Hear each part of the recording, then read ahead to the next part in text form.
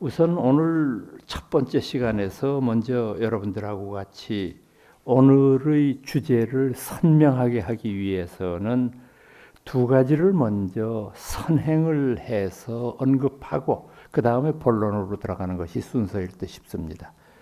그 두 가지 중에 첫 번째는 뭐냐 하면 도대체 한국과 한국인의 특징은 무엇일까 하는 점입니다. 사실 등잔 밑이 어둡다는 우리 속담이 있듯이 우리 모두가 한국 사람이기 때문에 우리 한국인이 가지고 있는 장점과 단점을 잘 아는 것 같으면서도 잘 모르는 경우가 많이 있습니다.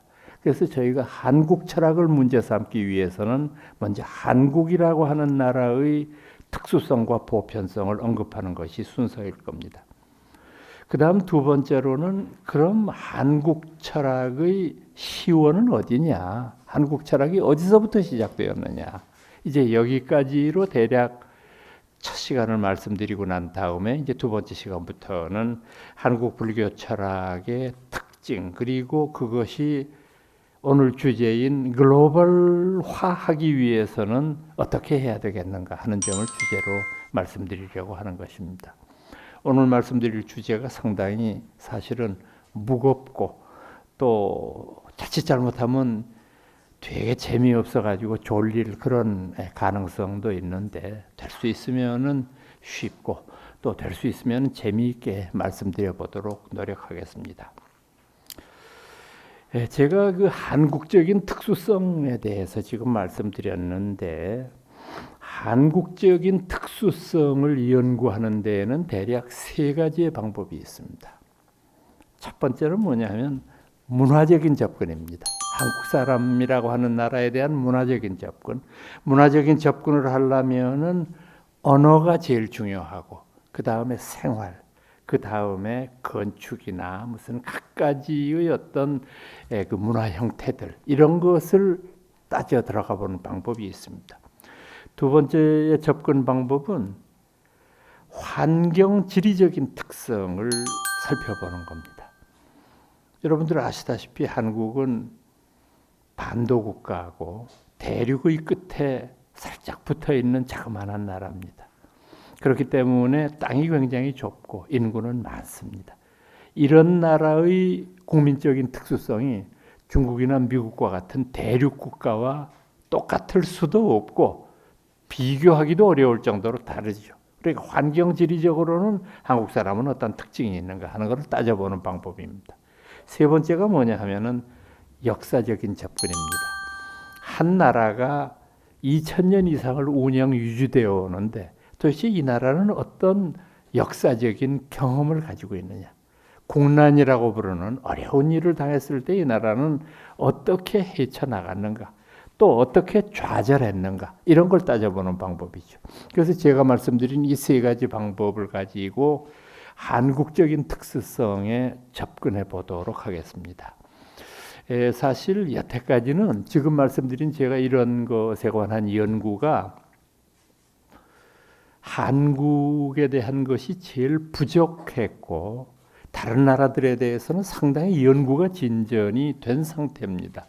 그래서 뭐 우리나라의 문화 비평서도 없지는 않습니다만은 이를테면은 일본 문화를 논할 때 아주 유명한 저술 가운데 하나인 국화와 칼 이런 저술이 있습니다. 국화라는 건 참 아름다운 꽃이거든요. 근데 칼이라고 하는 것은 전혀 다른 개념이거든요. 그러니까 일본이라고 하는 나라가 가지고 있는 겸손성, 도덕성, 이 모든 것 속에 감추어진 그 예리한 칼날 이런 의미가 내포되어 있는 거죠. 한국의 문화 비평서 가운데는 불란서 신보가 쓴 책이 하나 있는데 수필집이긴 합니다만 상당히 재미있는 책인데 그것은 주제가 제목이 뭐냐 하면 감과 한국인이에요. 이게 무슨 소리냐? 벼랑간 감은 왜 나오느냐? 이 생각을 해보시면 되죠. 홍시, 감이라는 놈이 서리가 내리고 땅이 꽝꽝 얼고 모든 잎이 다 떨어져도 이놈만 안 떨어지고 매달려 있습니다. 그 상징성이 있잖아요. 한국이라고 하는 나라가 묘한 나라예요. 몽고의 전쟁도 이겨냈고 했고 일본과의 전쟁, 중국과의 전쟁 뭐 수차례의 전쟁을 이기면서 굳건하게 살아온데 감이라고 하는데 이 사람이 착안을 한 거죠. 뭐 이제 이런 식의 그 접근인데 이제 그 중에서도 제가 조금 전에 말씀드렸듯이 어느 나라의 문화적인 특수성을 얘기할 때 있어서 제일 중요한 게 언어거든요. 말. 이건 문화의 집약이거든요. 언어라고 하는 것은. 그래서 우리가 이제 흔히 그런 얘기들 많이 하지 않습니까? 에스키모한테는 눈에서 사는 사람들이라서 그런지는 몰라도 눈의 종류를 표현하는 말이 200가지가 있다고 그러잖아요. 눈을. 근데 우리는 아무리 생각해 봐도 한방눈, 쌀랑눈, 진눈깨비, 그 다음에 글쎄 아무리 총동원을 해봐도 많이 동원할 수가 없는데 이건 이제 그 지리적인 특수성, 문화적인 특수성 때문에 생긴 일 아니겠습니까? 그래서 우리나라의 경우에도 이렇게 언어를 보면은 여러분 여태까지 한국말이 얼마나 우수한 말인지는 많이 배워오셨을 거예요. 실제로 맞는 말씀입니다. 참 표은문자기는 하면서도 굉장히 특징적인 것들이 많은데 대신 이 한국말에 부족한 면이 없지 않습니다. 그건 뭐냐면 관념적인 언어가 부족해요. 관념적인 언어라는 건 뭐냐면 사랑, 자유, 평화, 믿음 뭐 이런 것을 나타내는 용어가 중국말을 그나마 빌려서 겨우 얼마 정도 만들었는데 아주 부족해요. 관념적인 언어가. 그런데 한국말은 형용사는 아주 좀 지나칠 정도로 발달을 했어요. 그래서 우리 이제 한국 사람이 그냥 모르고 그냥 이렇게 써버리는데 제 경험을 말씀드릴게요. 제가 인도에서 3년을 살면서 네루 대학이라는 데서 인도 사람들한테 이제 강의를 했는데 제가 맡은 강좌가 둘이 있었어요. 하나는 한국 문화, 그다음에 또 하나는 한국의 불교. 그래서 이제 두 강좌를 매주일 강의를 하는데 참 제가 강의하기가 싫었어요. 강의가 왜 싫냐면 영어로 해야 되니까. 제가 물론 영어를 못하는 편은 아니겠지만은 그 세세한 표현까지 해서 가르치려니까 참 싫어요. 인도 아이들은 영어 잘하거든요. 애들 때부터 영어를 써와서. 그래서 그냥 마음속이 불안해요. 혹시 이게 내가 틀린 말 한 걸. 애들이 웃을 때 내가 말을 잘못해서 웃는 걸까. 굉장히 스트레스가 쌓여요. 그래서 꾀를 하나 냈습니다. 너희들이 한국의 문화와 한국의 불교를 배우려면 한국말을 배워야 된다. 그래야 너희가 한국말로 된 책을 보지 영어로 된 거 가지고 봐봐야 그게 한국이냐? 그건 영국이죠, 미국이지. 그러니까 한국말을 내가 가르쳐 줄 테니까 한국말을 좀 배워라. 애들이 그럴 듯하니 그렇게 합시다. 그래서 이제 국민학교 1학년 교과서부터 6학년까지 갖다 놓고 이제 가르치는데 우리말이 제가 가르쳐 보니까 물론 대학원생들이기는 하지만은 진짜 쉬운가 봐요. 한 2주일 하니까 다 읽고 쓰고 해요. 뜻은 물론 모르지만은 뭐 다 쓰고 그래서 야 이놈들 봐라. 이제 그 다음부터는 책을 읽히기 시작했어요. 그래서 이제 하나 둘 셋도 가르치고 무슨 뭐 봄 여름 가을도 가르치고 뭐 그냥 가르치고 그 다음에 한문도 상용 한자를 한 200자 정도를 가르치고 그래서 처음에 6개월 지나니까 떠듬떠듬거리고 읽기 시작하더니 1년쯤 가르치고 나니까 국민학교 4학년, 5학년 거를 사전 갖다 놓고 이해하고 보기 시작해요. 쭉 해서. 그 다음부터는 제가 얼마나 편해졌는지 모릅니다. 그래서 그 다음부터는 책 하나 던져주고 자 여기서부터 봐라. 그러면 나는 이제 뭐 좀 졸아도 되고 나갔다 와도 되고 뭐 그래서 좀 하는데 한 놈이 저 나갔다 오니까 질문이 있습니다. 왜? 뭔 질문인데? 여기 이렇게 보니까 여러분 국민학교 2학년이나 뭐 3학년 책 생각해 보십시오. 영희와 철수는 놀러 갔습니다.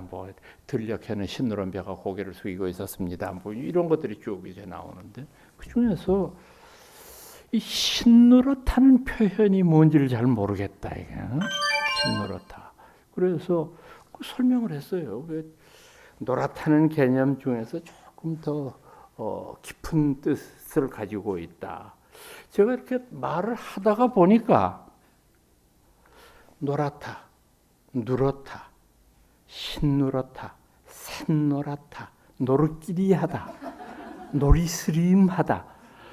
복잡해요 말이. 내가 하면서 이게 좀 말이 좀 안 되는데 검다 까맣다 새까맣다 시커멓다 거무특 틱틱하다 거무스름하다 너무 많아. 그래서 하여튼 이렇게 참 미묘하다고 설명을 했더니 인도 아이들이 그냥 저를 쳐다보더니 말 그대로 Sir, yellow is yellow. 선생님 노란 건 노란 거지. Why so complicated? 왜 이렇게 복잡해? 한국 사람들은. 그래서 야, 시끄럽나? 그냥 그렇게 해. 그러면서도 제가 이게 한국말이 참 훌륭한 말이면서도 이런 그 아주 미묘한 데가 있구나 하는 생각을 하게 됐어요. 그러니까 이 말은 뭐냐 하면 한국이 문자를 통해서 본 한국인들은 정서적으로 굉장히 섬세한 사람들이에요. 한국 사람들이 굉장히 예민하고 그 다음에 감성적으로 치우치는 면이 많고 반면에 관념적인 언어가 없다는 것은 논리적인 사고를 하는데 조금 부족하다는 거죠. 그래서 제가 우스개로 이런 말씀 드려도 여러분들 이해하실려나 모르겠습니다. 제가 예를 들어서 미국 가는 비자를 신청을 했는데 제가 만약에 여러 가지 이유로 취소가 됐다고 가정을 합시다. 그러면 미국 사람들 같으면 어떻게 하느냐? 왜 그렇습니까? 라고 따지고 그러면 재정 보증인이 없어서 그렇습니다. 알겠습니다. 그럼 나와서 자기가 미국 비자를 얻기 위해서 재정 보증인을 찾고 만들기 위해서 노력을 합니다. 근데 우리나라 사람들이 비자가 취소되었다. 그럼 첫 마디가 뭐냐? 우리나라 사람들은 대사관에 아는 놈 없냐? 그러니까 이건 무슨 소리냐 하면은 한국 사회에는 그게 통해요. 한국 사회는. 그러니까 이게 서구적인 질서와 한국적인 관념의 차이죠. 이게 누가 낫고 누가 못하다는 얘기를 제가 하는 게 아닙니다. 그런 차이가 있다는 거죠. 언어를 통해서 접근해 보면 한국 사람들이 그런 면이 있다. 그래서 한국 사람들은 별로 도움이 안 되는데도 지역 타령, 고향 타령이죠. 고향, 학교, 나중에 하나도 안 되니까 같은 동네 사는 거. 이래 가지고 떼거리를 만들고 패거리를 만들고 그 이외의 것에 대해서는 경원시하고 이런 경향이 생기는 특징이 있다는 거죠. 두 번째 의미는 환경 지리적인 특성으로 한국 사람들을 접근해 보자 그랬는데 사실 우리 선배들 중에서 이 문제에 대해서 굉장히 깊숙하게 언급한 사람이 있습니다. 여러분 고등학교 다닐 때 배우셨을 텐데 탱리지라고 하는 저술이 있죠. 실학사상가로 꼽히는 이중환이라고 하는 이가 쓴 책인데 참 명저예요. 이 책이 우리나라를 팔도라고 하는 나라의 지리적인 특수성을 가지고 쭉 접근을 해서 한국인을 묘사를 하는데 절로 감탄이 날 정도로 놀라워요. 그러니까 이제 이 사람이 대충 얘기한 건 그렇습니다. 대충 얘기한 건 맞아요. 이분 말씀이. 우선 한국이라고 하는 나라는 산악주도형의 나라에서 산다 이거죠. 우리나라 국토의 70%가 산이니까. 산악주도형의 나라에서 살고 그 다음에 곡창지대가 별로 없습니다. 우리나라는 굉장히 생활하기가 어려운 거고 또 우리나라의 기후적인 특성은 사시사철이 뚜렷하잖아요. 이 사실 이런 나라가 많지 않거든요. 되게 기후 좋은 나라에 얼마든지 많이 있죠. 우리 주변에도 보면은 늘 온화하고 이런 좋은 날씨들이 있는데 이런 나라들은 살아보면 지겨워서 못 살아요. 늘 온화하니까 이게 좀 나쁜 날도 있고 이래야 되는데 그래서 참 사시사철이 뚜렷한 이런 특징이 있다.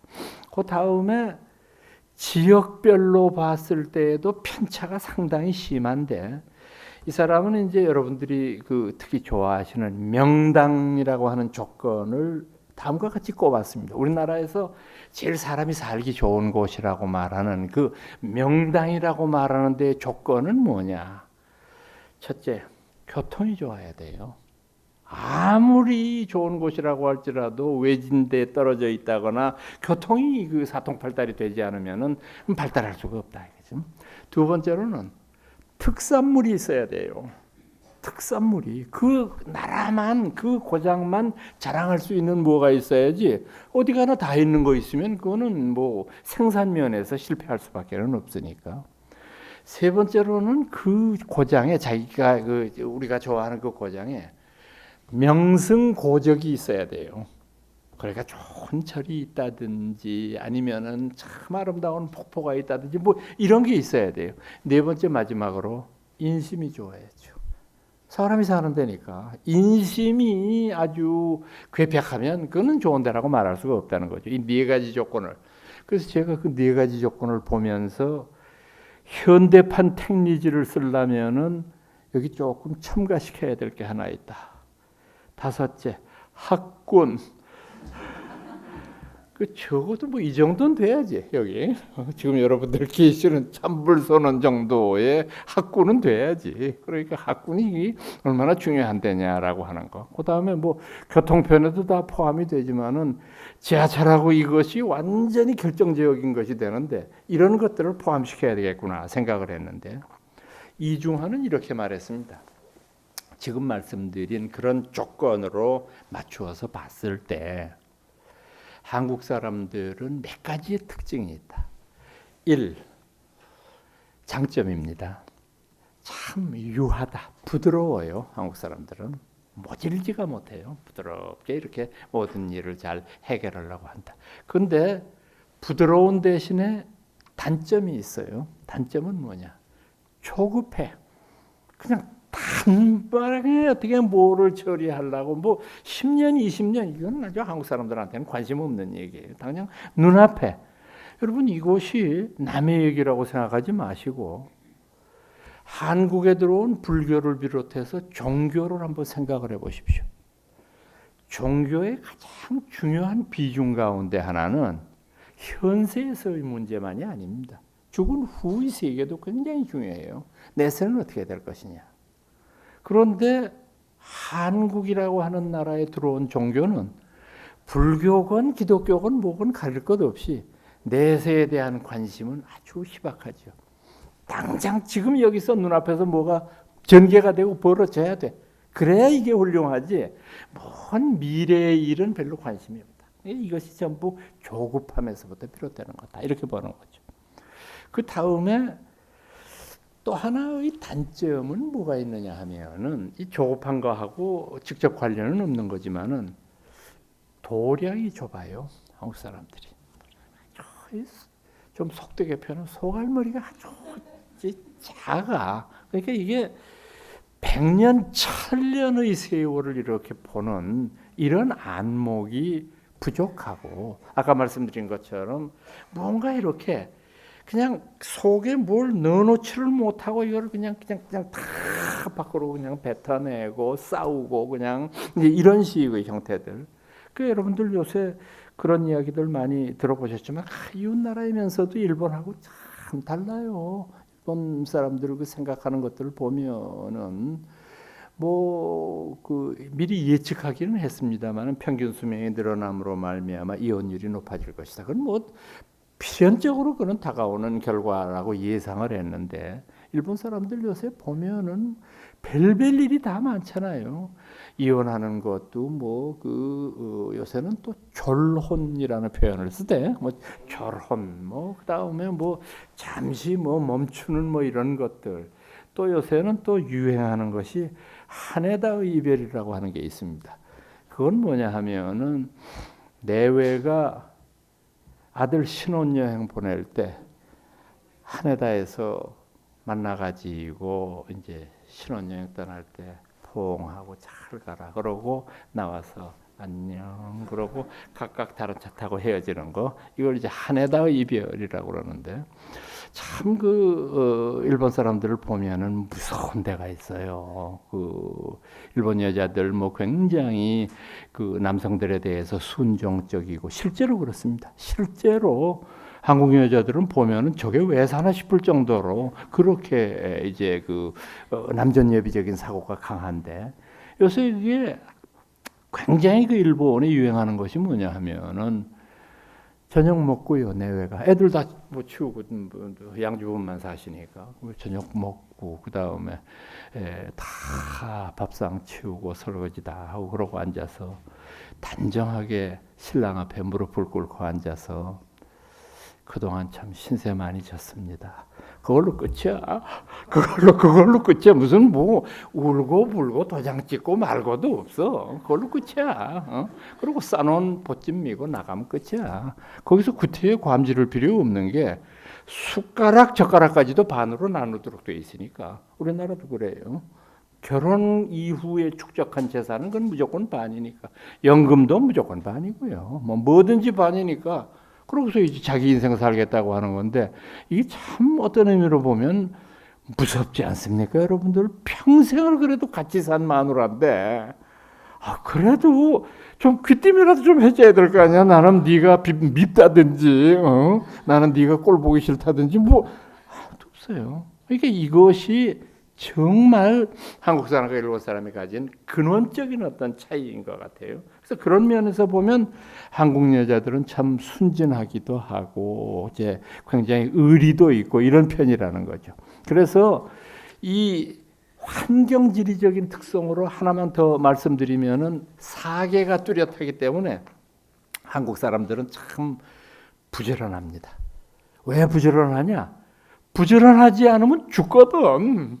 한국이라고 하는 나라에서 살려면 부지런해져야 되거든요. 그러니까 늘 계절에 적응을 하고 언제나 한국의 여름, 이제 조금 있으면 여름철 다가오는데 참 정말 끔찍하게 덥거든요. 그러다가 또 엄동설한이라는 말대로 또 겨울이 찾아오고, 이렇게 해서 한국인들이 근면성이 생기는 게 바로 그런 것이다라고 보는 거죠. 세 번째가 이제 마지막으로 역사적인 접근입니다. 저는 이 역사적인 접근을 통해서 가장 인상적이라고 말할 수 있는 것은 역시 몽고와의 전쟁이라고 생각을 합니다.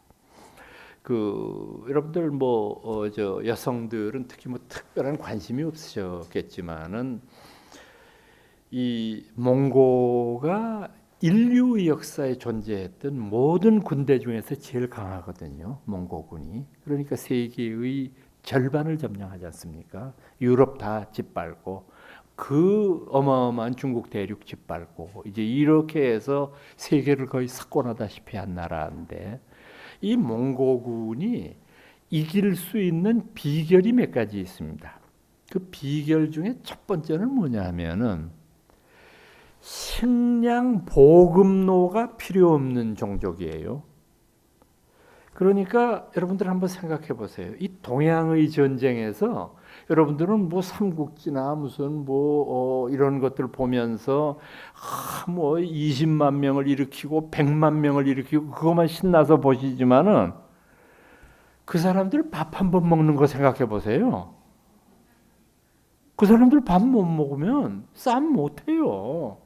그러니까 동양 전쟁은 뭐냐 하면 어떠한 전쟁일 때라도 밥 먹을 때는 잠깐 밥 먹고 하자. 안 먹으면 죽는데 어떻게 해. 근데 동양 사람들 밥 먹는 게 얼마나 복잡합니까? 여러분들 아시는 대로.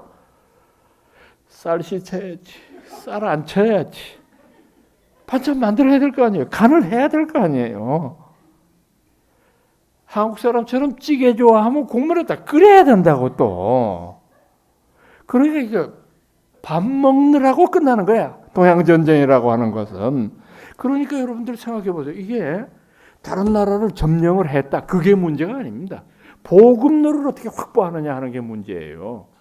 만약에 그 성 안에 있는 백성들의 것을 약탈한다. 그러면 사흘 안에 끝나요.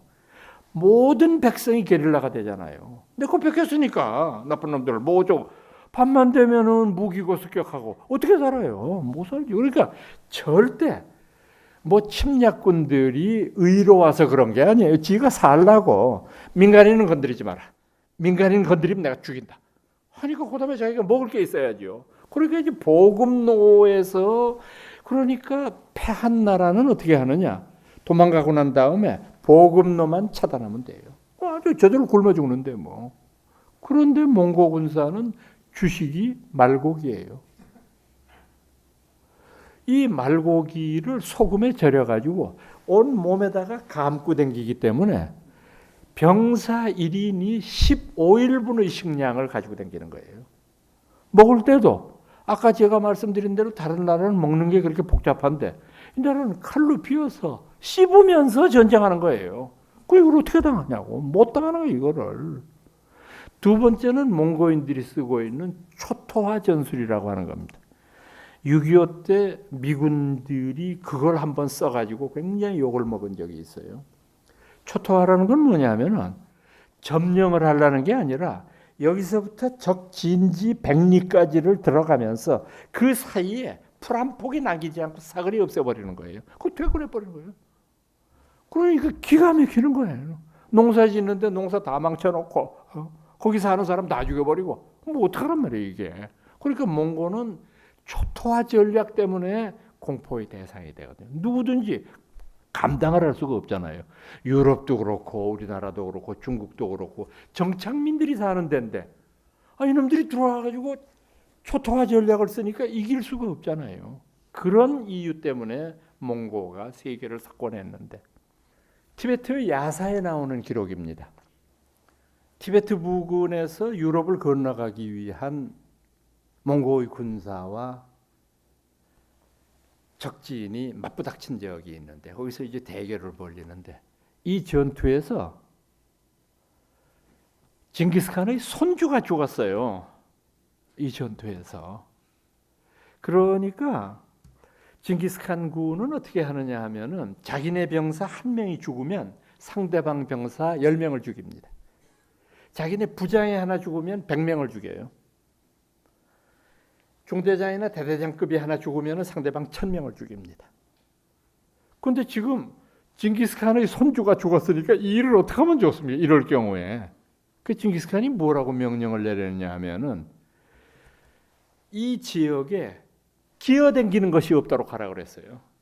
이게 산목숨이라는 건 두지 마라. 그래서 풀까지 다 불태워가지고 티베트 야사에 그렇게 했어요. 징기스칸 군대가 휩쓸고 난 다음에 200년 동안 풀 한 포기가 자라지 않았다고 그랬어요. 얼마나 처참하고 비참한 전쟁인지 여러분들 기억나시지 않습니까? 우리나라 고려사에는 그 기록까지는 안 나오는데 몽고군이 우리나라에 두 번째 침입했을 때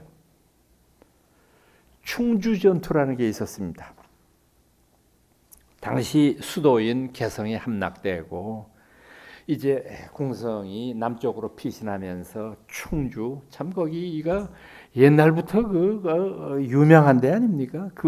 이제 중원 벌판에서 몽고군하고 한국군하고 이제 전투가 벌어지는데 그때 승병대장이 김윤후라고 하는 사람이 있었습니다.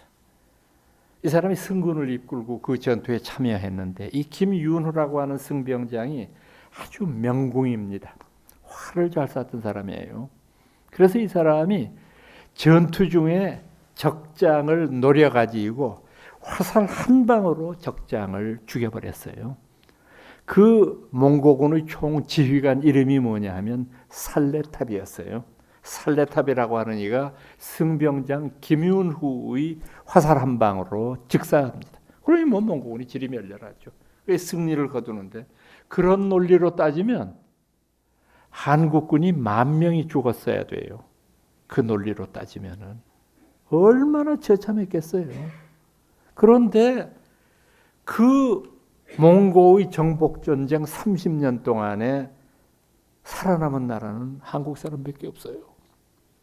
그러니까 세계에서 유례가 없어요. 그 잔인한 군대 앞에서 끈질기게 목숨을 견뎌온 그런 나라가 정말 어디 있느냐. 굉장히 이 점은 중요한 점이라고 생각합니다.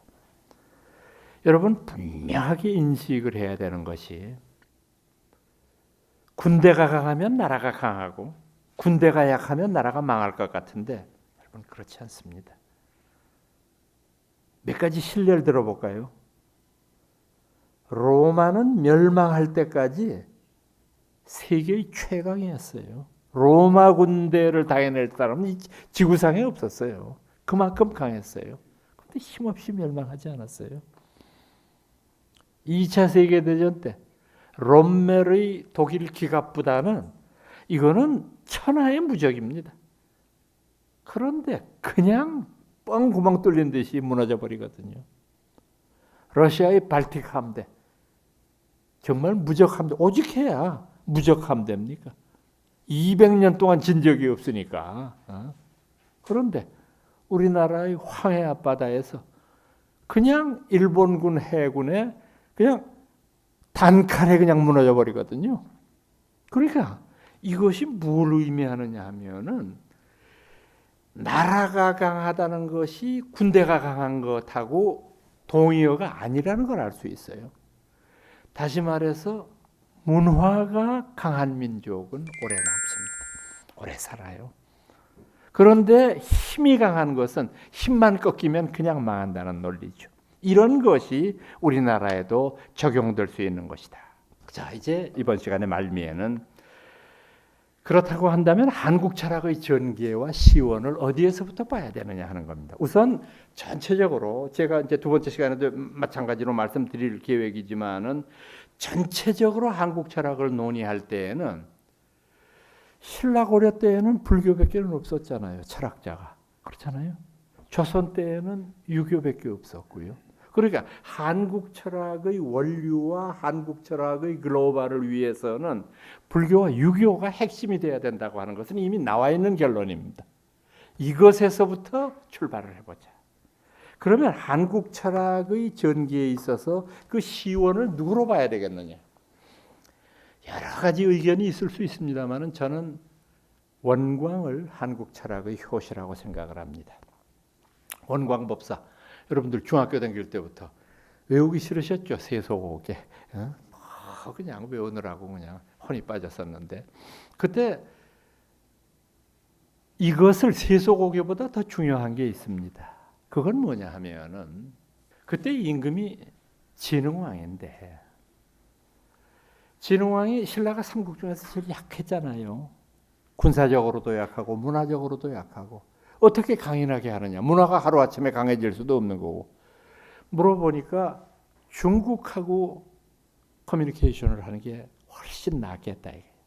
중국도 한반도에 세 나라 있는데 어느 나라하고든지 손은 잡아야 될 거 아니에요. 그래서 보내서 뭘 하려고 그러는데 중국 황제가 신라가 어디에 굴러먹은 말벽다군지 나라는 손톱만한 나라라고 소문은 들었는데 뭐 할 이유가 없잖아요. 그래 사람들한테 물어보니까 원광은 할 수 있대요. 원광 스님이 어떻게? 이 사람이 수나라에 유학을 10년을 갔다 와가지고 중국 황제하고 되게 친하대. 원광법사가. 그 사람들 다 불교인이니까 동쪽에서는 큰 스님이 계시다니까 뭐 조석으로 예배 드리고 원광이 나서면 됩니다. 그래서 할 수 없이 진흥왕이 원광법사한테 부탁을 했습니다. 스님. 저를 살려달라는 게 아닙니다. 우리 나라가 살아야 되는데 스님밖에는 이게 할 분이 없으니 좀 도와주십시오. 어떻게 하면 되겠습니까? 동맹관계를 맺는 외교 서신을 써주십시오. 그리고 그 뒤에다가 석원광 세 자만 써주세요. 그럼 제가 그거 가지고 황제 만나고 설득하겠습니다. 알았습니다. 그리고 난 다음에 원광법사가 진흥왕에게 하신 중요한 말씀이 있습니다.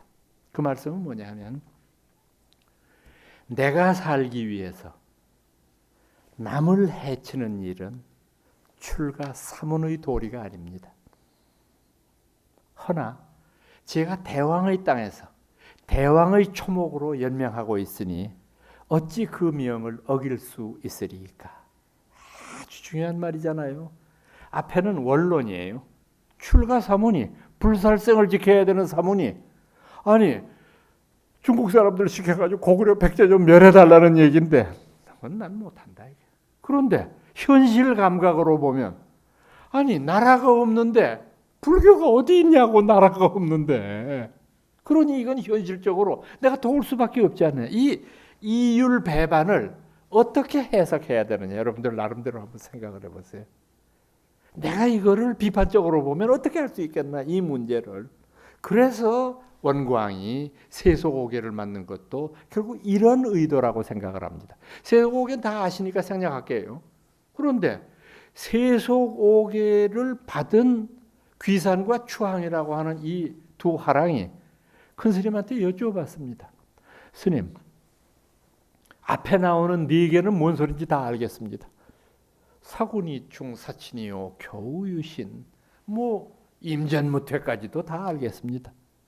그런데 마지막에 다섯 번째 살생유택은 뭔 소리입니까? 산목숨을 죽이되 가려 죽이라. 죽이긴 죽이는 모양인데 그럼 전쟁터에 나가서 이쁜 놈은 살려두고 나쁜 놈은 확 찔러 죽일까요? 이게 뭔 소리입니까 이게? 원광 법사가 말했습니다. 내가 산목숨을 가려 죽이라고 하는 데는 두 가지의 뜻이 있다.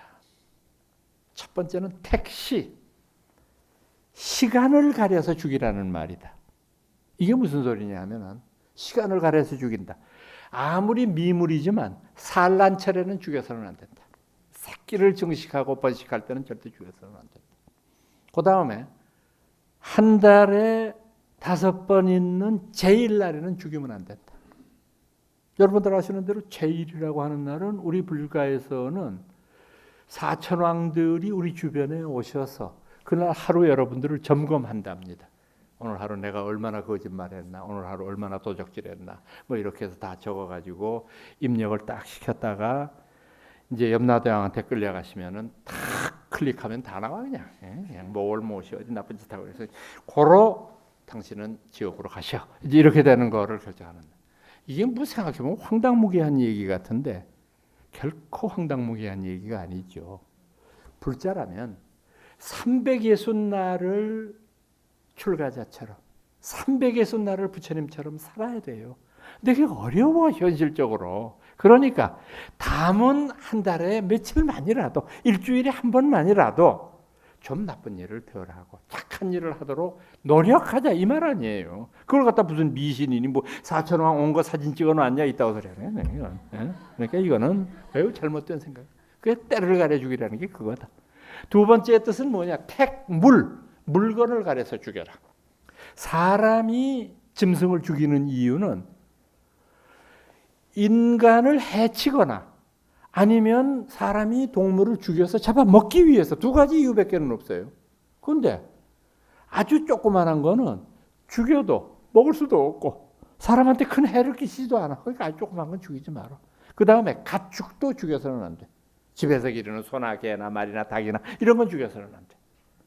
여기서 놀랍지 않아요. 이 사람이 고대 사람이지만 원광법사가 농업진흥책을 지금 권장하고 있잖아요. 그 옛날에 농가에서 함부로 도살하게 되면 붕괴되거든요. 농업사회가 딱 그거를 경계를 하고 있는 거란 말이에요. 그러니까 이 두 분이 정말 높은 뜻을 알겠습니다. 그랬다는데 저는 이 귀산과 추항이라는 이 사람들을 만나면 좀 혼을 좀 내야 된다고 생각해요. 왜?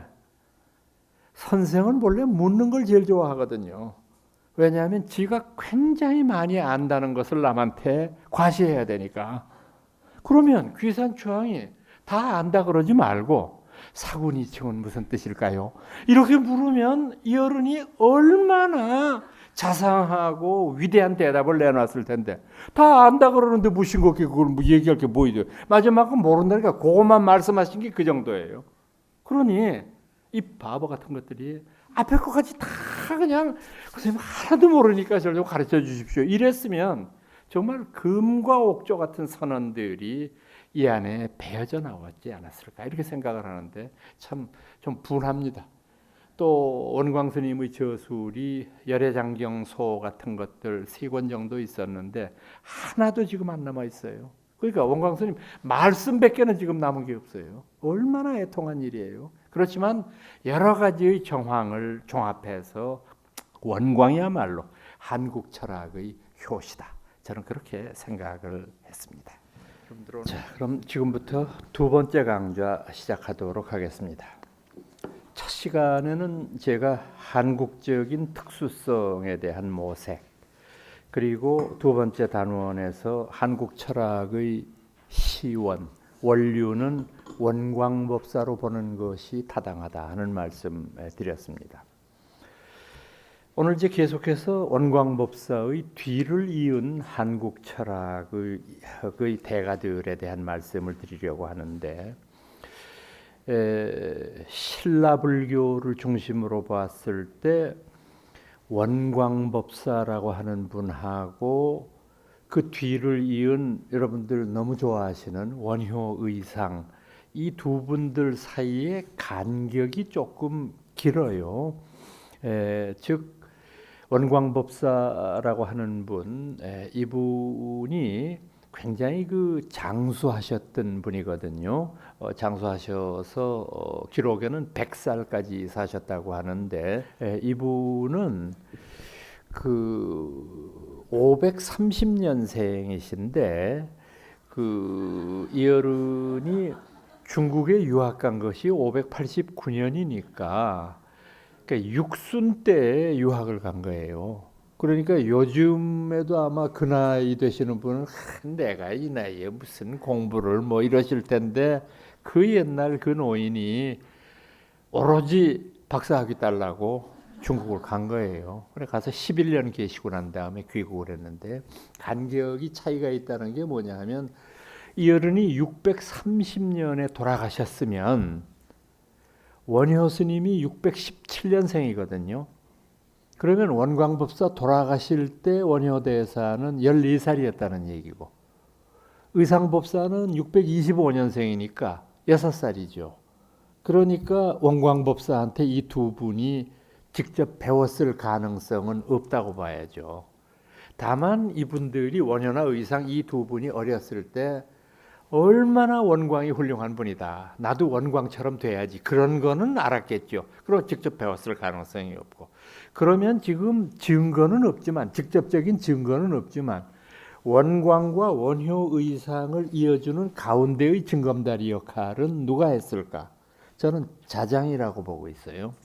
그러니까 통도사를 창건한 창건주이시자, 우리 그 표현에는 조금 자장법사가 좀 안 좋은 걸로 나와 있어요. 그 열반하실 때도 보면은 조금 소인배 같이 이렇게 묘사가 돼요. 그러니까 이제 이 어른이 승통을 하셨거든요. 승통이라는 건 굉장히 높은 직책 아니에요. 근데 이제 마지막에 이 어른의 일생을 관통하는 거는 문수보살이에요.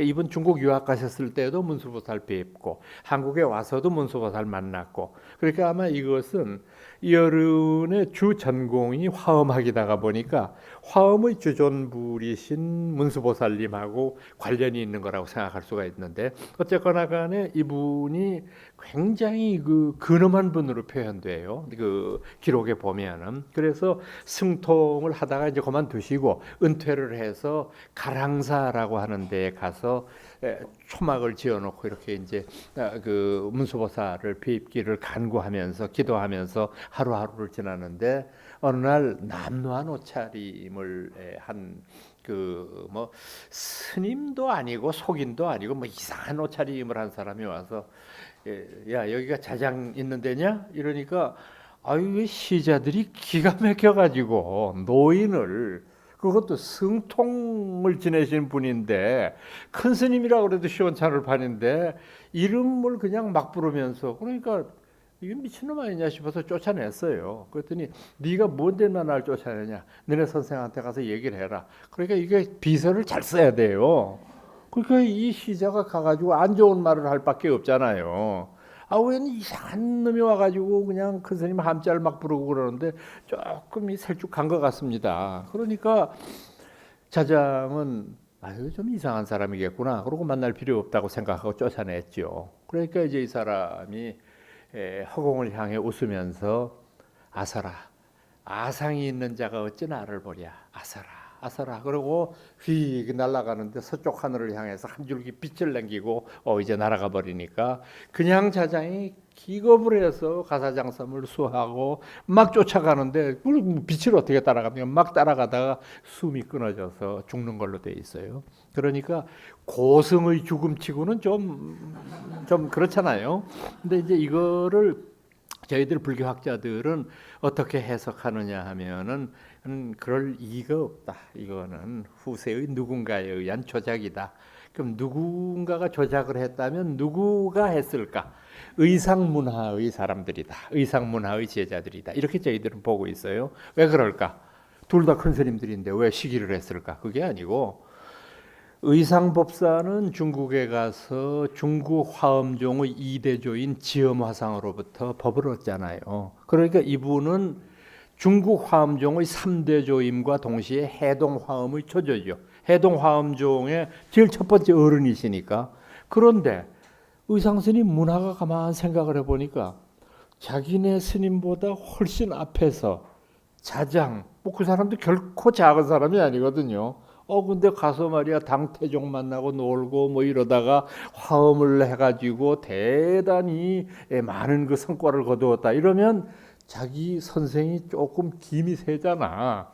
그냥 오로지 외골수로 의상 이래야 되는데 그 앞에 있으니까. 그래서 자장을 조금 못나고 조금 비루한 사람으로 그렸을 가능성이 있는 거라고 보는 거죠. 그래서 그런 당대의 고승이 그렇게 비참한 최후를 맞았다. 이건 저희들이 상상하기 어려운데 어떻게 됐건 간에 이것도 가운데의 역할을 한다는 건 뭐냐 하면 원효 의상을 직접 가르쳤다는 기록은 없지만 가르쳤을 가능성이 있는 사람 자장밖에 없는 거죠. 그래서 이 사이에 갭이 있다고 생각을 하고 그 다음에 원효 의상이라고 부르는 정말 불세출의 영웅 둘이 우리 한국 불교 철학에 등장을 합니다. 원효 두말할 나위도 없이 한국 불교를 대표하는 위대한 고승 아닙니까? 이제 이분은 여러 가지 면에서 위대한 분임을 증명할 수가 있는데 우선 한 사람의 저술이라고는 믿어지지 않을 만큼 엄청난 양의 저술을 남겼어요. 가지수로는 25가지, 권수로는 200권 가까이 썼으니까 이 사람이 할 수 있는 일이 아니죠. 그런데 그 200여 권의 글 하나하나가 정말 금과 옥조같이 아름다워요. 논문도 아름다운 사람은 이 사람밖에 없어요. 논문은 되게 골치 아픈 법인데 참 아름다워요. 글을 쓰는 데 있어서 이거는 정말 부처님인들이 이렇게 쓸 수 있으랴 할 정도의 탁월한 학술적인 감각을 가졌습니다. 그런데 또 하나는 이 사람이 굉장히 대중적이고 요즘 우리식으로 얘기하면은 조금 삐딱하잖아요. 조금 정부에 대해서도 삐딱하고 뭐. 그런데 이것이 이 사람이 그 여러 가지의 이유가 있겠습니다만은 여러분들 다시 한번 생각을 해보세요. 신라 때 몇 관등이었는지 기억나십니까? 계급 이렇게 다 신라 관등이라는 게 있었잖아요. 큰일 났다. 지금 수능 치면 다 떨어지게 생겼다. 17관등이었잖아요. 신라 관등이 17관등인데 17관등이라고는 하지만은 사람 대접받은 건 성골, 진골밖에 없어요. 그런데 이 어른이 육두품이잖아요. 넘버 6니까 그냥 평민이죠. 그러니까 원효는 태어날 때부터 출세하고는 10만 8천리죠. 그러니까 이분이 출가해서 아마 그런 걸 타파하고 싶었을 거예요. 부처님께서 사성제의 타파를 부르짖었듯이 이 어른도 이건 잘못된 일이다. 어떻게 인간의 고하가 태어날 때의 신분으로 결정이 되나? 지가 공부 안 하고 머리 나빠서 떨어졌다면 그건 이해가 돼. 어떻게 날 때부터 그렇게 되냐? 그렇게 저항해봤자 원효의 그 발언이 받아들여졌겠어요. 더더군다나 원효는 이미 당시의 신라 불교가 귀족 불교의 면모를 띄우고 있다고 하는 걸 신랄히 비판했습니다. 귀족 불교라는 말은요, 귀족들이 믿는 불교라는 뜻이 아닙니다. 불교를 귀족화시키는 거예요. 불교를 귀족화시킨다는 게 뭐냐? 예를 들어서 여러분들 한번 이렇게 생각을 해보세요. 요즘 사는 사람들 가운데에서 대한민국 정부에 대해서 만세를 부르고 진짜 좋아 못 사는 사람이 몇 퍼센트나 된다고 생각합니까? 많지 않을 거 아니에요. 몇 퍼센트 해보지는 않았지만은. 그러면 많은 사람들이 표현을 안 하고 말을 안 하고 데모를 안 했을 뿐이지 불만이 여기까지 차 있어요. 그런데 이 불만을 정책으로 해소하고 돈으로 해결하고 불가능해요. 그걸 해결해 주는 데가 어디냐면 종교예요. 참 종교의 기능이 기가 막히거든요. 종교의 기능이라고 하는 게. 그러니까 불평불만이 가득 차 있을 때 정부 입장으로 보면 불교가 얼마나 고맙겠어요. 가난하고 헐벗고 못 사는 사람들한테는 절에 가니까 뭘 가르치느냐. 네 업이 그래서 그래. 조금만 참고 공부해라. 내생에 가면 금생이 문제가 아니다. 근데 내생에 쥐가 살아봤냐 내가 살아봤냐 내생이 어떻게 될런지는 모르는 거예요. 그런데 그럴듯하거든요. 들으니까. 그 다음에 고귀하고 교만한 사람들한테는 다 절에 가니까 이놈아 너도 언젠가는 가면 너 동전 한 입 가져가는 줄 아냐? 그러니까 지금 있는 거 네 가족 위해서 쓰는 거는 부질없는 짓이야. 남한테 쓰라고. 팍팍 써. 그래야 이놈아 네가 갈 길이 편안한 거야. 그러니까 교만한 자에게는 겸손을 가르치고 불행하고 불쌍한 사람들한테는 그 적개심을 없애준단 말이에요. 이게 종교가 하는 기능인데 이것이 너무 지나치다가 보니까 당시의 불교가 운명론으로 흐르는 거예요. 우리같이 성골 진골로 태어난 사람은 전생부터 업장을 잘 닦아서 그런 거고 너희 놈들은 형편없으니까 몇 생을 더 가봐야 돼. 이렇게 되니까 이게 모든 인생의 행로가 결정되어 있는 것 같이 가르치고 있잖아요. 그건 아니거든요. 우리들 인생은 우리가 개척해야 되는데 그 원효가 말하는 귀족 불교 비판이라는 게 그거거든요. 그런 거 아니다. 당신들이 그런 식으로 불교를 받아들이는 거는 불교를 왜곡하는 거다. 이런 주장을 하니까 이 사람이 대중불교를 펼 수밖에 없는 거죠. 원효의 위대한 여러 가지의 면을 제가 딱 두 마디로 요약할게요. 원효가 왜 위대하냐? 1. 귀일심원입니다. 그 철학적인 근거예요. 귀일심원. 일심의 원천으로 되돌아가라. 원효의 주장에 따르면 이 세상에 있는 모든 생명들은 일심의 존재입니다. 한 마음에서부터 나왔어요. 그 한 마음 깨달으면 부처예요. 그거 모르면 중생인 거예요. 그런데 우리가 그거를 모르고 억겁을 두고 윤회유정하고 있잖아요. 그러니까 어떻게 하는 것이 올바른 삶이냐. 일심의 원천으로 되돌아가자. 일심을 회복하기 위해서 노력하고 공부하고 수행하자. 이게 그 양반 철학의 핵심이에요. 두 번째는 뭐냐? 실천이죠. 이익중생. 중생에게 이로움을 줘라. 이것도 참 중요한 말인 것이 우리 불교에서는 인생의 성공과 실패를 돈을 많이 벌었다, 출세를 많이 했다 이걸로 따지지 않습니다. 그 비밀은 뭘로 보느냐 하면 많은 이들에게 이익을 주었다. 그럼 그분의 삶은 성공한 삶이에요. 그런데 겉으로 보기에는 엄청나게 높은 자리에 올라가서 돈을 엄청나게 벌었는데 남의 거 뺏고 남의 거 없은 여이고 남을 그냥 누르고 일어서기만 하고 이거는 결코 올바른 삶이라고 보지 않는 거거든요. 그것을 의미하는 거죠. 그래서 귀일심은 요익중생, 이익중생이라고 제가 말했지만 이것이 바로 원효 철학의 핵심이라고 생각합니다. 반면 원효에 비해 봤을 때 이 의상법사는 조금 저평가된 느낌이 없지 않아요. 두 분이 절친한 친구시기는 하지만은 원효가 너무 크기 때문에 그 큰 그늘에 가려워가지고 의상은 뭐 별로 훌륭해 보이지를 않는데 여러분들 그렇게 생각하시면 안 됩니다. 참 의상 위대한 분이에요. 우선 이분은 진골이기 때문에 임금의 사촌 형제죠. 문무왕고도 사촌관이고 그러니까 뭐 왕족이나 다름이 없는 분이고 참 고결했던 분이죠. 그런데 이분은 원효와 같이 중국 유학 갔다가 이제 원효는 해골바가지 물 마시고 귀국을 하고 혼자 쓸쓸히 장안을 향해서 떠나는 의상은 아무도 눈여겨보지 않는데 그 사람의 결심도 대단하잖아요. 웬만하면 친구가 돌아가면 저도 돌아갈 만한데 그래 해골바가지 물 마신 건 네가 마셨고 난 못 마셨으니까 난 못 깨쳤다. 난 공부해야 되겠다. 끝까지 간 거 아니에요.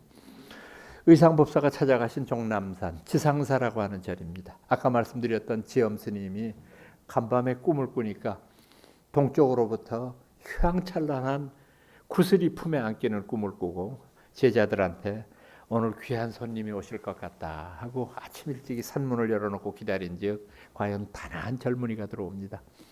둘이 마주 앉아서 그동안 배우고 익혔던 교학의 여러 면을 검증을 해본 결과 정말 인재입니다. 참 훌륭한 분이에요. 그래서 그분을 위해서 법을 전해주기로 결심을 하게 되는 거죠. 이 양반의 박사학위 논문은 바로 여러분들 좋아하시는 법성계라고 하는 노래입니다. 우리가 이제 도장 모양을 이렇게 흉내내 가지고서 쭉 한 줄기 따라가면은 돌아가는 전체의 그 7원 39 200열자. 원래의 이름은 화엄일승법계도 이렇게 하지만은 제가 보기에는 그 세계의 인문학 박사학위 논문 중에 제일 짧았어요. 200열자니까 박사학위 논문이. 그러니까 200자 원고지 한 장하고 한 줄 더 쓰셨네. 이제 그걸로 박사학위를 받은 아주 유일한 분이라고 볼 수 있는데 이분은 왜 제가 이분을 훌륭한 분이라고 보느냐 하면은 이분이 그렇게 그 공부만 한 그런 그 꽉 막힌 승려가 아니고 삼국사기에 나오는 이야기입니다. 자, 이제 문무왕이 여러분들 배우신 대로 삼국을 통일하지 않습니까? 참 우여곡절이 많았고 그런데 말은 쉬워서 통일을 했지만은 그 통일의 과정에서 얼마나 많은 어려움을 겪었습니까? 그런데 문제는 통일되고 난 다음에 생겼어요. 문무왕의 경우. 왜 그러냐? 첫째, 중국군이 문제예요. 통일을 했으면 가야 될 거 아니에요. 근데 안 가.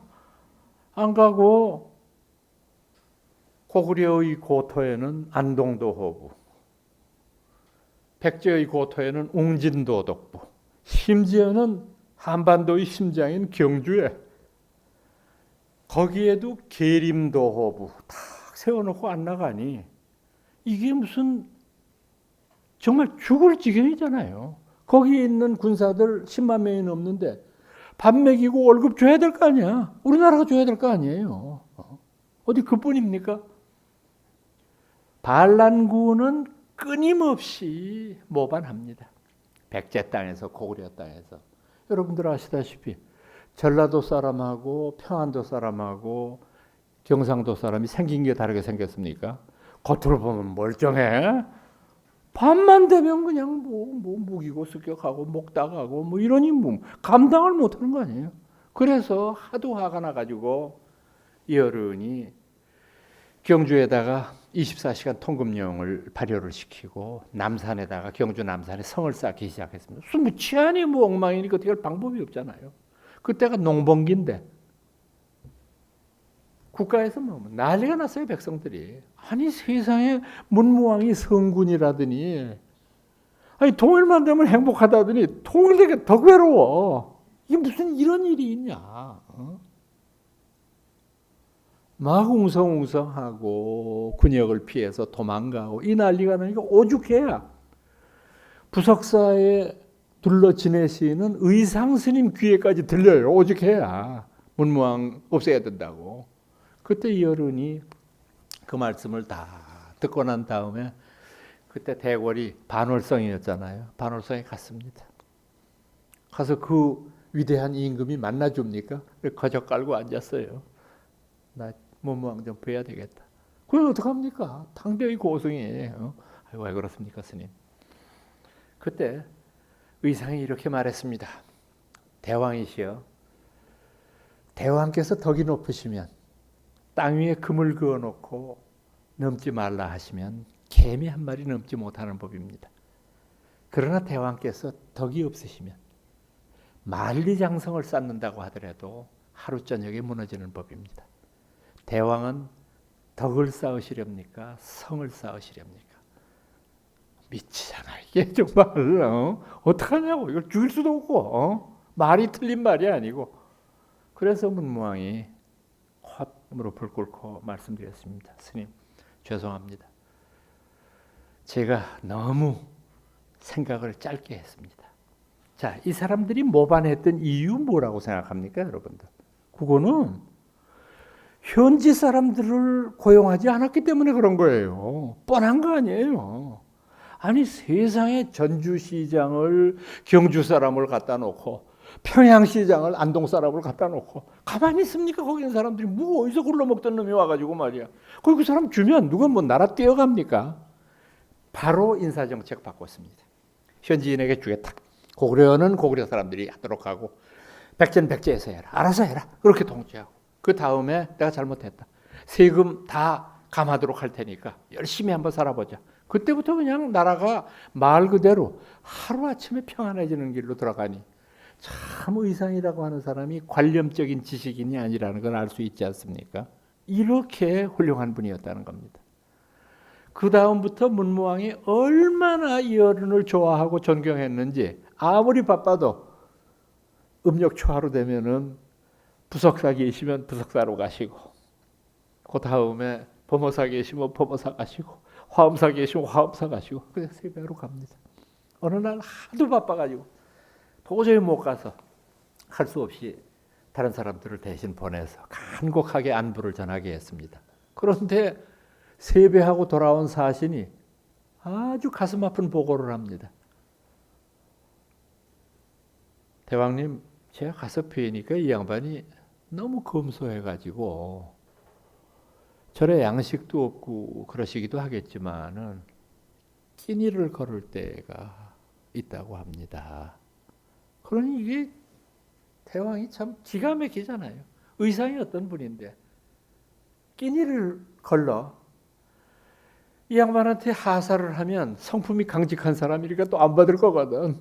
그래서 할 수 없이 째째하게 왕이 밭 5마지기를 준 거예요.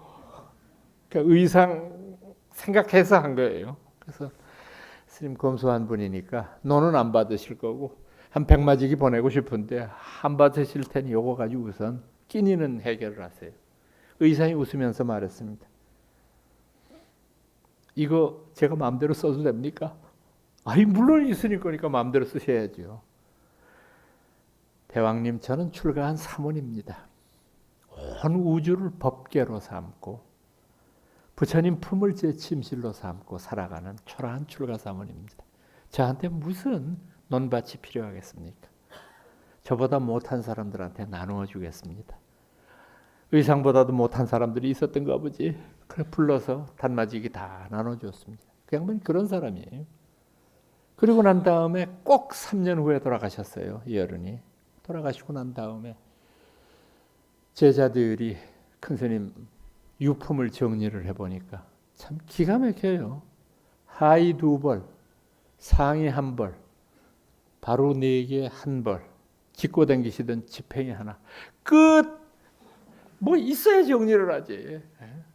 그러니까 이 양반이 위선자가 아니었다고 하는 증거가 나오잖아요.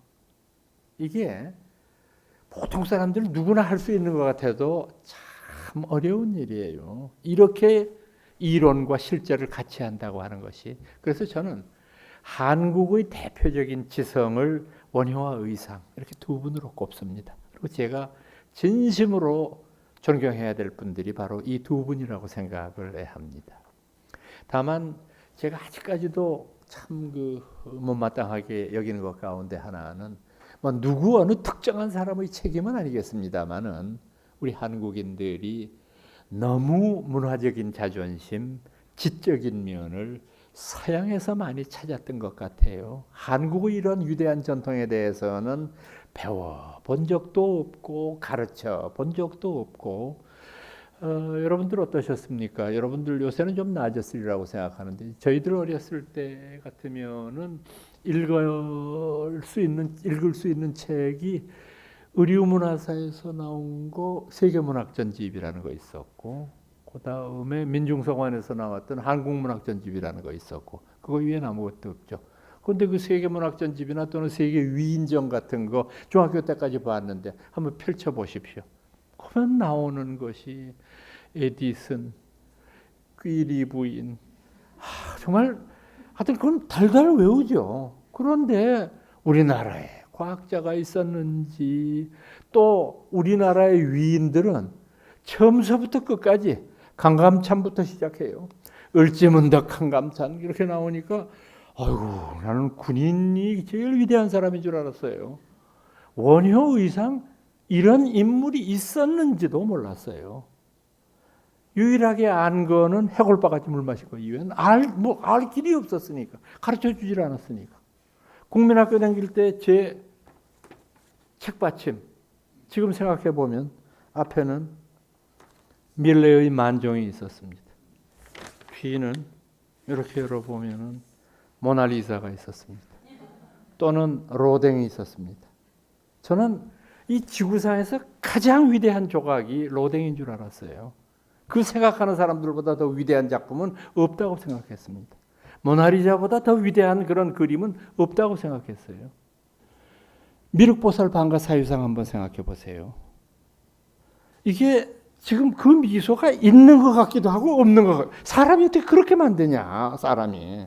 우선 제일 중요한 건 미륵 반가 사유상은 포즈도 포즈지만은 그 인물 자체가 중성이에요. 여러분 거기에 착안을 해야 돼요. 옛날 우리 조상들이 미륵보살 방가 사유상을 만들 때 남성으로 만들어도 안 되고 여성으로 만들어도 안 되고 중성으로 만들어야 되니 이게 미치지 않아요 정말. 근데 그렇게 만들잖아요.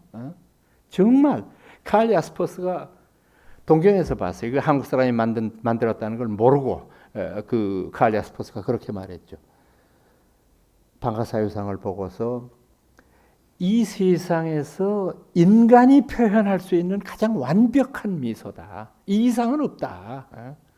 그런데 그런 것들이 있다는 것을 저희들은 모르고 컸어요. 어렸을 때부터. 참 불행한 세대죠. 생긴 것만 한국 사람 같이 생겼지 온통 이 머릿속에는 미국 게 하나 가득 들어있었으니까 그것 이외에는 배운 게 없는데 이게 참 어떤 의미로 보면은 대학에 들어와서 처음 불교라고 하는 게 얼마나 위대한 가르침이다.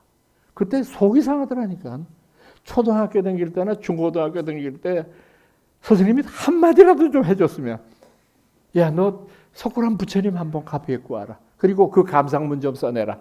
이랬으면 내 인생이 달라졌을 텐데 이걸 전혀 저희들은 귀한 걸 귀한 줄 모르고 컸으니 그래서 여러분들 제가 참 이 두 분에 대해서는 한국 최대의 지성이라고 강조해도 지나칠 바가 없다고 생각을 했던 것이죠. 자 이제 그 다음에 물론 뭐 고려 때까지 엄청나게 많은 사상가들이 출연을 했습니다만은 조선으로 접어들어서 유교가 이제 그 등단을 하게 되는데 여기서 여러분들이 잘못 배우고 계신 게 하나 있어요. 그건 뭐냐 하면은 조선의 유교 철학이라고 하는 것이 주자학을 중심으로 하는 이기 논쟁을 가지고 불교의 철학 사상을 대변한 것으로 여러분들이 배우셨는데 그거는 전혀 현실과 다릅니다. 중국에서부터 불교와 유교는 라이벌이었어요.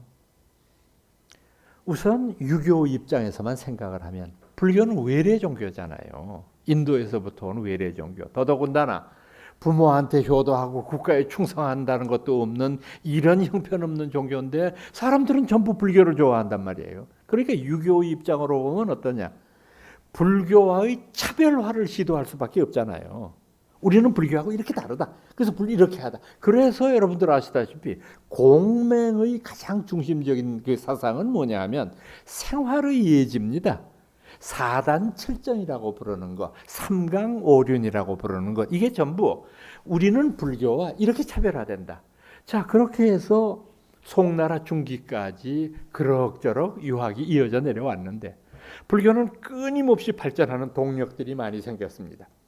특히 당나라 말기에 중국 선종의 대두라고 하는 것은 조금 뒤처지려고 했던 불교를 반석 위에 올려놓는 결정적인 계기가 되는데 유교는 그런 게 없었잖아요. 끊임없이 불교와 대결하지만 백전백패야. 이런 와중에서 이 사람들이 불교가 가지고 있는 종교성을 어떻게 하면은 답습하느냐, 다시 유교 걸로 만들어서 내세우느냐, 이게 바로 여러분들께서 고등학교 때 배우셨던 이기 논쟁입니다. 이라고 하는 거는요, 어렵게 여러분들이 배우셨는데, 이 에너지예요. 아무것도 아니에요. 에너지. 인간을 움직이는 원동력 가운데 에너지. 그렇잖아요. 누구든지 에너지 없으면 죽잖아요. 그 다음에 기라고 하는 것은 뭐냐? 기라고 하는 것은 말 그대로 모든 인간의 삶의 원리를 실현하는 것을 말하는데, 자, 유교의 대표적인 논쟁이 뭐냐? 이와 기가 하나냐, 둘이냐? 아니면 하나도 아니고 둘도 아니냐? 세 가지밖에 없잖아요.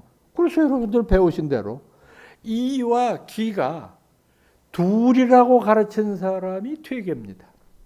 이건 전혀 별개의 것이다. 반면에 화담 같은 인물은 아니다. 이와 기는 하나다. 근데 율곡 같은 인물은 이 둘을 조화를 해가지고 이와 기는 하나도 아니고 둘도 아니지만 서로가 영향을 주면서 같이 발전한다. 그래서 이걸 우리가 뭐라고 부르냐면 이기호발론이라고 부릅니다. 근데 이건 왜 그러냐 하면은 지금 말씀드린 이게 전부 화엄에서 말하고 있는, 우리 화엄불교에서 말하고 있는 이사의 논쟁입니다. 이사 논쟁. 이와 사라고 하는 것이 둘이냐 하나냐, 그리고 어떤 것이 먼저냐라고 하는 것을 벤치마킹한 거예요. 그 다음에 이기호발을 주장했던 율곡은 불자거든요. 그게 가장 불교적인 게 뭐냐, 호발이에요. 상호 연쇄작용을 이렇게 둘이다 하나다, 이건 불교적으로는 맞지 않는 거예요. 불교적인 입장에서 보면 이 둘은 둘로 보면 둘이고 하나로 보면 하나고, 이것이 서로 영향을 끼친다고 하는 것이 율곡의 핵심인데, 이거는 율곡이라고 하는 사람은 신사임당의 영향도 물론 많이 받았겠지만은 집에 있을 때 평생을 금강경 사경을 한 분이거든요. 그렇게 위대했던 불자니까 그런 이론을 내세우게 된다. 그래서 조선시대에 여러 가지 주자학을 빙자한 여러 가지의 학설들이 나오지만 사실은 불교 철학의 변형이라고 하는 걸 여러분들이 인식하셔야 돼요. 그래서 불교와 유교라고 하는 것이 다투었던 것은 이념적인 면으로 다투는 것이 아닙니다. 지금 말씀드린 대로 이 둘은 형식적인 면에서 싸운 거예요. 참 이것이 중요한 점인데, 여러분 오늘날도 인도 같은 나라가 이제 불교의 시원지면서도 불교가 멸망했는데, 모든 종교가 무너질 때 보면은 이념적인 면으로 무너지는 게 아닙니다. 전부 다 형식적인 면에서 무너진다고 하는 것을 여러분들이 염두에 두셔야 됩니다. 자, 그러면 오늘 말씀드리고자 하는 불교 철학의 세계화라고 하는 것의 결론 부분이 되겠습니다. 자, 그렇다고 한다면은 세 번째 주제입니다. 한국 불교 철학을 글로벌하기 위해서 조건과 성취가 반드시 필요한데 어떤 조건이 우선 있어야 되겠는가? 제일 중요한 거, 요거 어려운 말입니다만은 잘 새겨 들으시면 이해하실 겁니다. 위대한 사상이라고 하는 것은요, 시대 정신을 초월하는 것이어야 합니다. 위대한 사상이라는 거는요. 그런데 동시에 시대 정신에 공감을 형성해야 됩니다. 그러니까 보편 타당성이 있어야 된다는 거죠.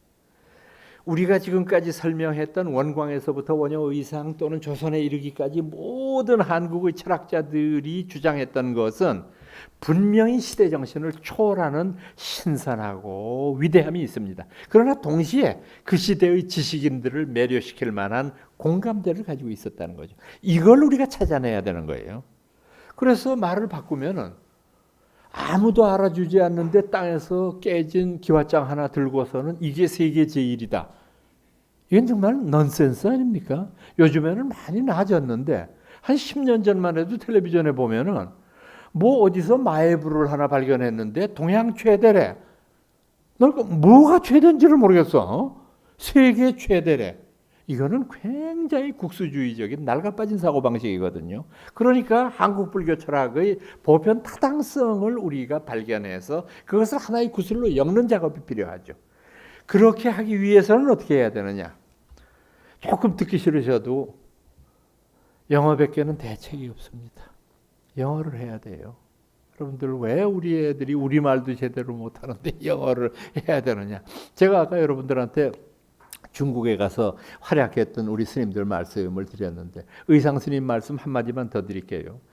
의상 스님이 고승이었다는 일화를 말해주는 이야기 중에 하나인데 중국 측 기록에 나오죠. 이제 아까 말씀드린 대로 의상법사는 중국에 가서 종남산 지상사라고 하는 절에서 공부하셨거든요. 그런데 거기에서 이제 많이 떨어져 있지는 않습니다만 한 20리길 되대요. 산길로 한 8km 정도 되는데 거기 정업사라고 하는 절이 있습니다. 근데 이 정업사라고 하는 절에서 어느 신도의 49제를 만나서 좀 큰 스님을 모시려고 의상법사를 모셨어요. 그래서 의상법사가 그 정업사의 49제 법문을 하러 가셨습니다. 법문을 마쳤는데 그날 이제 다 49제가 다 그랬다시피 신도들이 1, 20명 모인 게 아니라 수백 명이 모여 있는데 공양 대접하는 게 어렵지 않아요. 그래서 아랫마을에 이제 그 시주들한테 공양을 좀 가져다 달라고 얘기를 했는데 아니 사시가 지나고 그래도 공양에 올라오지를 않아요.